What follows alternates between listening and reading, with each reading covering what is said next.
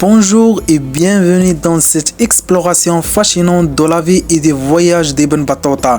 Né en 1304 à Tanger au Maroc, Ibn Battuta est considéré comme l'un des plus grands explorateurs de l'histoire. Durant ses voyages, il a parcouru plus de 120 000 km, traversant l'Afrique, l'Asie et l'Europe, bien avant que les moyens de transport modernes ne soient inventés. Ces récits offrent un aperçu unique des cultures, des religions et des sociétés médiévales. Ibn Battuta naît Abu Abdullah Muhammad ibn Abu Abdullah al-Lawati at-Tanji ibn Battuta. Ils se vont comparer à Marco Polo pour l'ampleur de ses explorations. Toutefois, son périple est unique par son objectif initial, le pèlerinage à la Mecque, un devoir religieux pour tous les musulmans capables de l'accomplir. Ce premier voyage marquera le début d'une série d'aventures qui dureront près de 30 ans.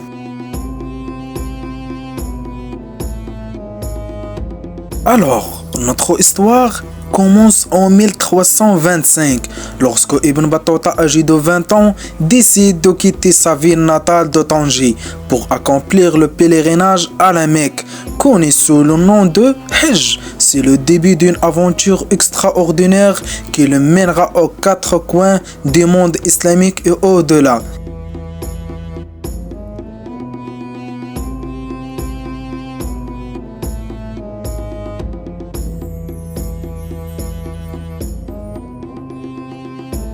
Le jeune Ibn Battuta quitte Tanger avec peu de possessions, mais une grande détermination. Son premier grand arrêt est le Caire, une ville vibrante et dynamique où il est émerveillé pour les mosquées grandioses et les marchés animés. Malgré les défis physiques du voyage à travers le désert, Ibn Battuta est déterminé à atteindre la Mecque.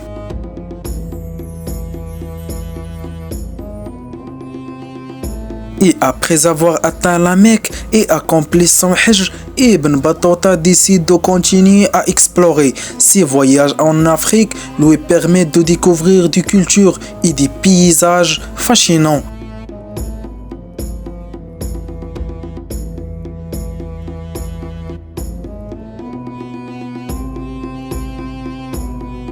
En Égypte, Ibn Battuta prend le temps de s'imprégner de la culture et de la vie locale.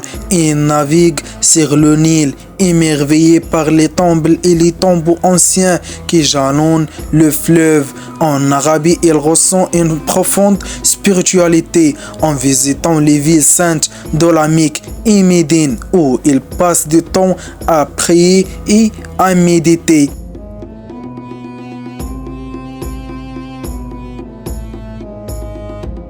L'appétit insatiable d'Ibn Battuta pour l'exploration le pousse à continuer son voyage vers l'Est. Il se rend en Perse, en Irak, en Anatole, puis traverse la mer Rouge pour atteindre les côtes de l'Afrique de l'Est avant de se diriger vers l'Inde.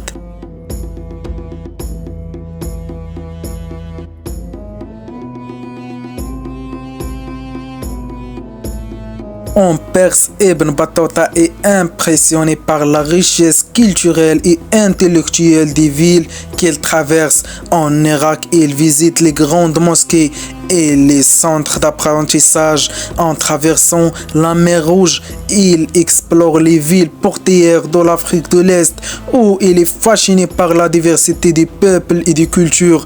En Inde, il est accueilli à la cour du sultan de Delhi où il est témoin de l'opulence et de la grandeur de la civilisation indienne.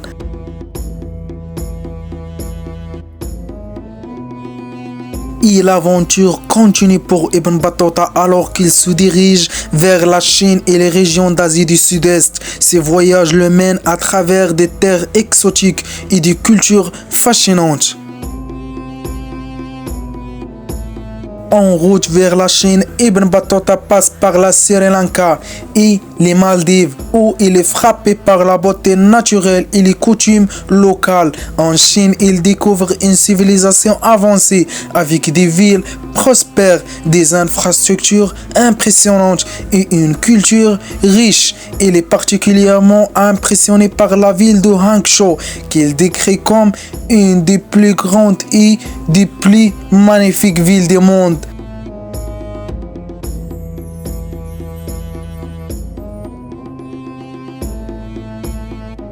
Et après des années de voyage en Asie, Ibn Battuta décide de retourner en Afrique du Nord. Cependant, son esprit d'aventure ne s'arrête pas là et il se lance bientôt dans un nouveau voyage à travers l'Afrique de l'Ouest. En revenant en Afrique, Ibn Battuta explorait les régions du Mali où il est impressionné par l'organisation et la richesse de l'Empire du Mali. Il visite la célèbre ville de Tombouctou, un centre de commerce et d'apprentissage, et rencontre l'empereur Mansa Moussa. Ces récits de voyage offrent une vue précieuse sur les sociétés africaines médiévales.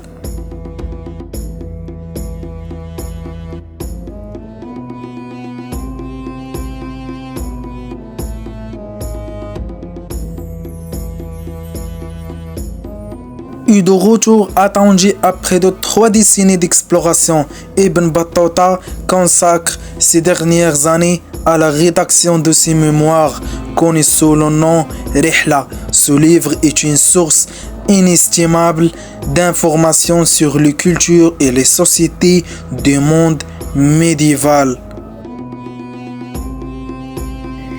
Ibn Battuta passe ses dernières années entouré de sa famille et de ses amis à Tanger. Il écrit ses récits de voyage avec l'aide d'un scribe, laissant ainsi un héritage durable qui sera étudié et apprécié des générations à venir. Son œuvre reste l'un des témoignages les plus riches et les plus détaillés de l'histoire de voyage.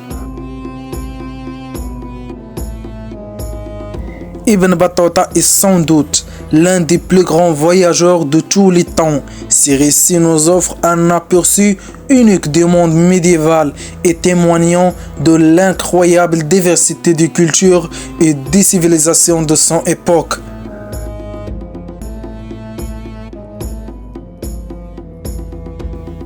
L'importance d'Ibn Battuta dans l'histoire ne peut être sous-estimé. Ces voyages ont non seulement enrichi notre compréhension du monde, mais ils ont également servi de pont entre les cultures et les peuples. Son héritage perdure à travers ses écrits, nous rappelant l'importance de la curiosité, de l'exploration et du respect des différences culturelles. Merci d'avoir cette vidéo. N'hésitez pas d'abonner sur la chaîne pour atteindre 1000 abonnés en 2027. Bye bye.